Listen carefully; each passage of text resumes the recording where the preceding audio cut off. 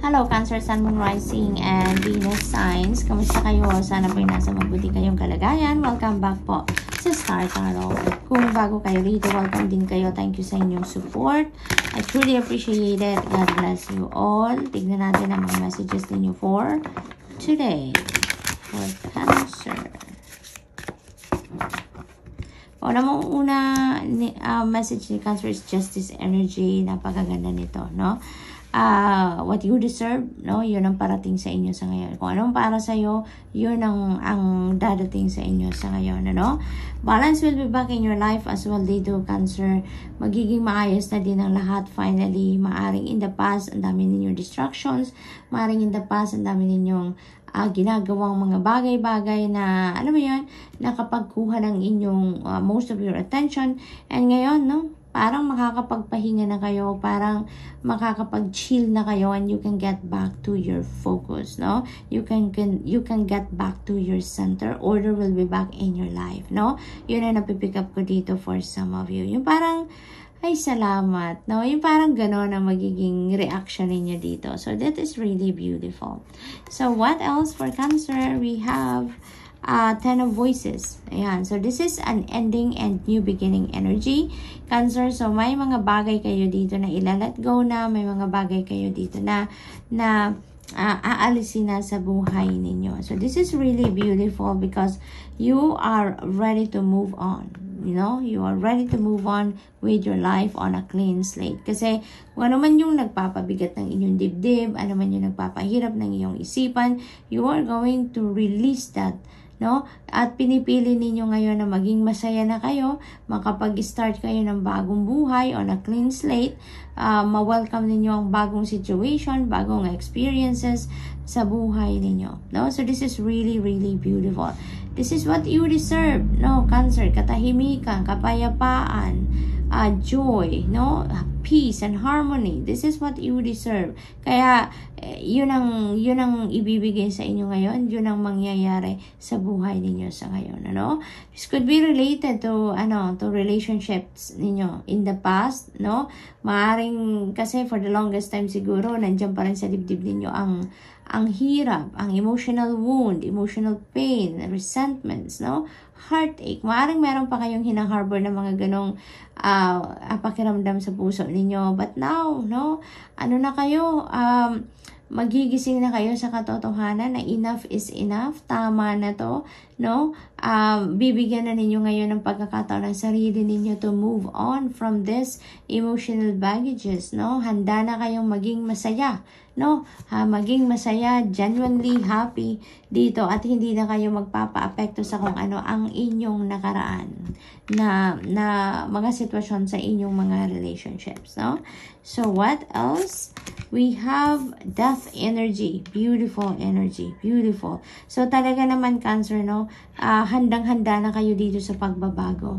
Handang-handa na kayo dito to walk on a new path sa buhay ninyo, no? Dito na talagang clear na ang path ninyo para dito. Iiwanan nyo na talaga ang lahat ng bagahe sa dibdib ninyo, sa isip ninyo, kung ano man yung nagpapabigat ng inyong damdamin, nagpahirap ng inyong kalooban in the past, no? Tatanggalin nyo na yan sa buhay ninyo ngayon. Anything and everything, no? Or anyone then, no? Na hindi naman nag-serve ng yung highest good na sa ngayon, talagang ilalat go nyo na yan. Maglalakas loob kayo na gawin na yan. Linisin na ang buhay ninyo of clutter. Handa na kayo magsimula ng bagong buhay, magsimulang ng isang masaya at harmonious at peaceful life, no? So good luck to that, Cancer, kasi it's not easy to let go, diba? It's not easy to release. It's easy said and done, pero maglalakas loob kayo ngayon, no? Na tama na. It's time to move on from these energies, at gusto mo nang magsimula ngayon ng isang masayang pamumuhay, peaceful at magaan, no? Magaan at maluwag na sa inyong pakiramdam. So what else? We have Temperance energy. Your patience, no? Your patience has paid off. Kasi ngayon, you know, you've been very patient sa inyong mga sitwasyon in the past. no, na maaaring siguro naghintay kayo ng matagal na panahon bago dumating ang sitwasyon na to, na magkakaroon na kayo ng lakas ng loob, no? Siguro in the past, hindi ninyo nagagawang mag-move on from whatever this is. It's because, you know, hindi pa kayo desidido, hindi nyo pa kayang i-let go, hindi pa kayo makakapaglakas ng loob ngayon na magbagong buhay or tumahak ng bagong path sa buhay ninyo, no? So maybe you've been very patient about yourself then, na maghintay kayo ng tamang pagkakataon na magkaroon na kayo ng inner strength and courage, and this is it, no? Talaga magdidesisyon na kayo. These two energies are new beginning energies, kaya most likely handang-handa na ang inyong isip at kalooban dito sa pagbabagong ito sa buhay ninyo. You're about to enter a new phase in your life. You're about to enter a new chapter in your life dito, wherein you're going to be peaceful and happy and joyful, no? So Cancer, that's all I have for you for today. I hope nakatulong ang mga mensaheng ito in some way. Thank you for watching. Love and light. Namaste. Hello, Scorpio, Sun, Moon, Rising, and Venus signs. Kamusta kayo? Sana po'y nasa mabuti kayong kalagayan. Welcome back po sa Star Tarot. Kung bago kayo dito, welcome din kayo. Thank you sa inyong support. I truly appreciate it. And God bless you all. Tignan natin ang mga messages ninyo for today. Pauna mensahe ninyo ay Muse of Inspiration. Ayan. So, maaaring ang iba sa inyo dito is an entrepreneur, negosyante, maaaring ganon, maaaring kayo, meron kayong online business or home-based business. So, maaaring ganon ang ganap dito for some of you. Maaari din naman na ang iba sa inyo dito is a leader, no? Maaaring isa kayong boss sa trabaho, no? Supervisor, manager, maaaring isa kayong ganon sa ngayon. And then, you're leading people, no? You're inspiring people, you are leading people. Tsaka para kayo yung nagsiserve as gabay, no? For most people na nasa inyong paligid. Maaari din na go-to person kayo na mga taong naghahanap ng advice, no? Maaring kayo din yung nilalapitan ng mga taong yan. So, what else? We have the Lover's energy. Ayan. So, decision making, no? Maaring meron kayong kailangan pagdesisyonan sa ngayon, Scorpio. And that could be related to your relationships, no? At ang mga relationships naman na to, not necessarily na love and romantic relationship lang. There could be decision making na related din sa inyong relationship with your friend. Maaari din naman relationship with your business partner. Maaari din naman na this is decision making na kailangan ninyong gawin related naman sa inyong relationship with your mga kapamilya, no? It could be in any situation dito na involve ang relationships, no? So maaring ganoon ang kailangan ninyong pagdesisyonan sa ngayon. For others of you, since this is a lover's energy, so talagang maybe romance is in the air, no? Love is in the air for some of you. Maaring ang iba sa inyo dito talagang inspirado na, desidido na mag-level up na ng inyong commitment with your person. Maaring may mga usaping pag-aasawa na dito, pagpapakasal. Maaring ang iba sa inyo dito nag-aasikaso na talaga ng inyong wedding details, no? That is also possible. Maaari din naman ang iba sa inyo dito is going to enter a new love relationship, no? Maaring merong bagong love connection dito na mabubuo between you and another person if you are single, no? Scorpio, so maaring ganon. So, what else? We have the Magician energy. Napakaganda. Beautiful energy because this is a new beginning energy. So, meron kayong sisimulan talaga. So, this could be relationship, no? This could be relationship. This could be love and romantic relationship. This could be bagong pagkakaibigan. That is also possible dito. Scorpio. So, this is really gorgeous. And also, this is also, inviting you to take action, no? Maaring may mga plano kayo sa buhay ngayon na siguro matagal na ninyong pinagplanuhan pero hindi pa ninyo ginagawa, or maaring nag-iisip pa kayo, naghihintay pa kayo ng perfect timing, no? Kung yan ang hinahanap ninyo, this could be a sign for you. This could be your green light, no? Na go for it. Simulan nyo na, no? Because this is number 1. This is the Magician energy. So this is inviting you to take action now and make things happen, no? Sinasabi nito na now is the perfect time na gawin nyo na, simulan nyo na ang single step, no, na kailangan ninyong gawin para makalapit na kayo doon sa inyong tagumpay, makalapit na kayo sa pagmamanifest ninyo kung ano man yung mga heart's desires ninyo na gusto ninyong mamanifest sa buhay ninyo. Ngayon na ang tamang panahon para magsimula kayo, no? So yun ang sinasabi ni Magician energy. So what else? We have Hanged Muse. Ayan, the time has come, no? The time has come, no? Yung patience niyo is paying off na sa ngayon dahil lahat, no? Siguro kung ano man ang hinihintay ninyo dito, na siguro pagkakataon talaga ang hinihintay ninyo dito, no? Para masimulan nyo na kung ano man yung gusto ninyong simulan talaga sa mga plano ninyo. Tulad ng sinasabi ni Magician energy, now is the time for you to take action because the conditions around you are perfect na para simulan nyo na kung ano man yung mga plano ninyo, no? So, maaaring ito na yung right timing talaga na hinihintay ninyo dito, no? So, yun ang napipick up ko. Kaya, you may be excited na ngayon, no? You may be excited na ngayon na i-roll out yung mga plans ninyo because talagang sigurado, no, na merong opportunity dito, merong something dito na mangyayari sa buhay ninyo that is going to push you talaga na sige na, go for it. Simulan mo na, Scorpio, no? Kung ano man yung kailangan mo nang simulan. So, good luck and that's all I have for you for today. I hope nakatulong ang mga mensaheng ito in some way. Thank you for watching. Love and light. Namaste. Hello Pisces, Sun, Moon, Rising, and Venus signs. Kamusta kayo? Sana kayo nasa mabuti kayong kalagayan. Welcome back po sa Star Tarot. Kung bago kayo dito, welcome din kayo. Thank you sa inyong support. I truly appreciate it and God bless you all. Tignan natin ang mga messages ninyo po for today, Pisces. Pauna mensahe ninyo ay 8 of emotions. Ayan. So, this is really beautiful, no? You're walking away from something dito. And kung saan man kayo patungo, napakaganda ng mga opportunities na dadatnan ninyo dito. Napakaganda ng magiging sitwasyon ninyo. Magiging maliwalas ang inyong pakiramdam. Magiging, harmonious, peaceful, yung ganon ang inyong pakiramdam dito kung saan man kayo patungo, no? And that is, siguro yun ang ine-envision ninyong sitwasyon sa kung saan man kayo pupunta, no? Kasi kung saan man kayo dito manggagaling, parang napagod na kayo, no?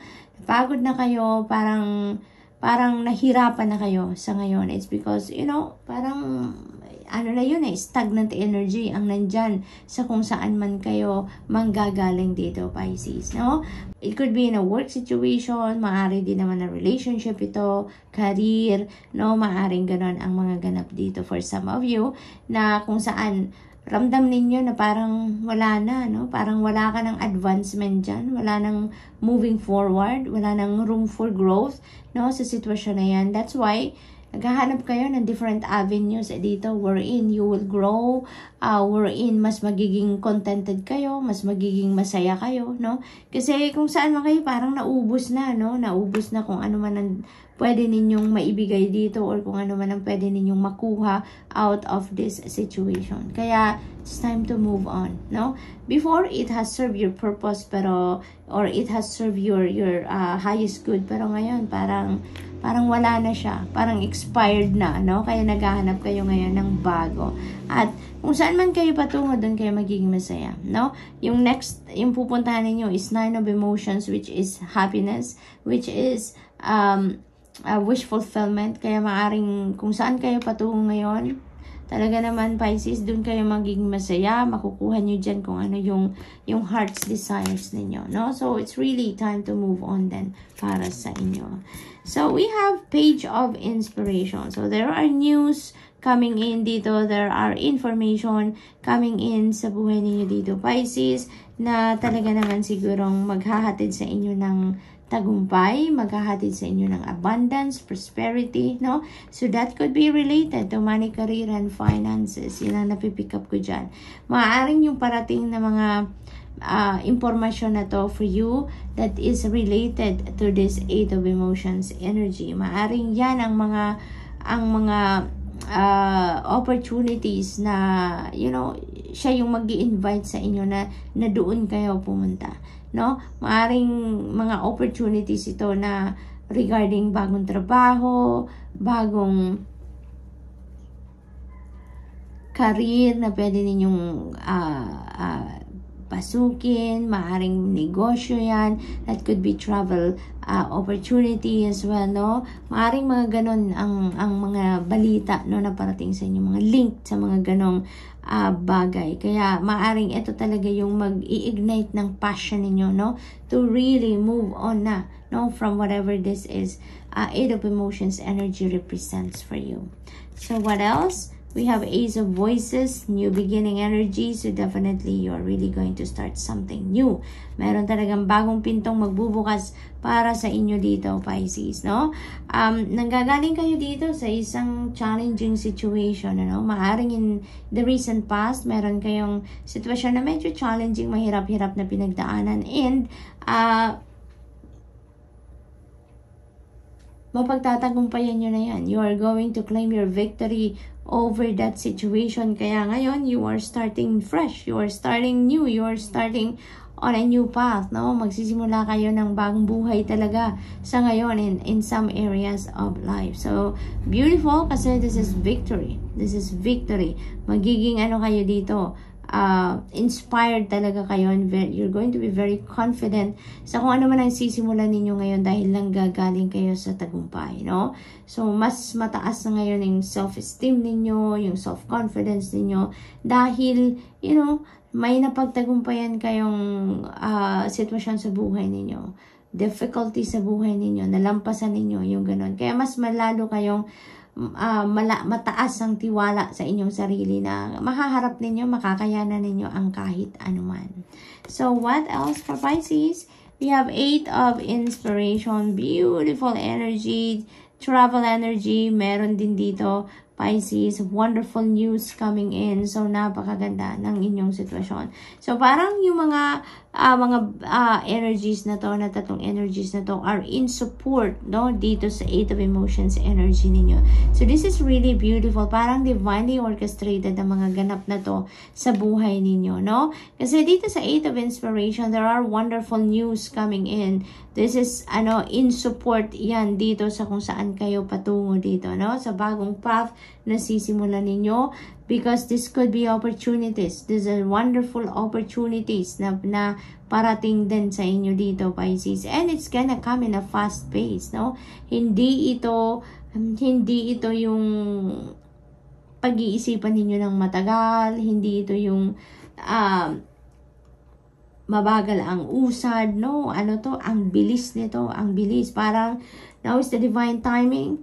It's going to happen right now, no? Yung parang ganon siya. Yung parang sa isang iglap, talagang magbabago ang buhay ninyo dito. Yung parang ganon, no? So, yung mga opportunities na to might come in a very fast pace talaga. Kaya, kailangan ninyo dito siguro na alam yun, dapat ready kayo, handa kayo physically, mentally, emotionally, dahil maaaring hindi na kayo mabibigyan ng opportunity na to ng pagkakataon na pag-isipan nyo pa na matagal, no, maghintay pa kayo ng ilang araw para magdesisyon. Maaaring hindi ganun no, parang ang bilis-bilis nito na hihingiin ang inyong opinion, ang inyong desisyon, no, yung mga ganon. So, this is a very fast-moving energy, kaya mabilisan ang galawan dito, mabilisan ang ganap, mabilisan ang pag-iisip, yung mga ganon. Mabilis ang sitwasyon dito. Ang movement, kumbaga, ng energy na to is fast, kaya kailangan ninyong handa kayo, no? Handa kayo dito pag dumating ang sitwasyon na to, no? This could be travel talaga for some of you, Pisces. Some of you maybe are traveling somewhere. This could be related to opportunities dito, to work siguro, no? Maaring ang iba sa inyo dito, international travel ito, Pisces. Maaring magtatrabaho kayo sa ibang bansa, kaya magta-travel kayo. This could also be domestic travel din, ano? Maaring gano'n. Pero yung parang yung parang agad-agad ang magiging desisyon ninyo dito na, sige, pupunta na ako. Yung mga gano'n, ano? So, good luck, Pisces, and that's all I have for you for today. I hope nakatulong ang mga mensaheng ito in some way. Thank you for watching. Love and light. Namaste.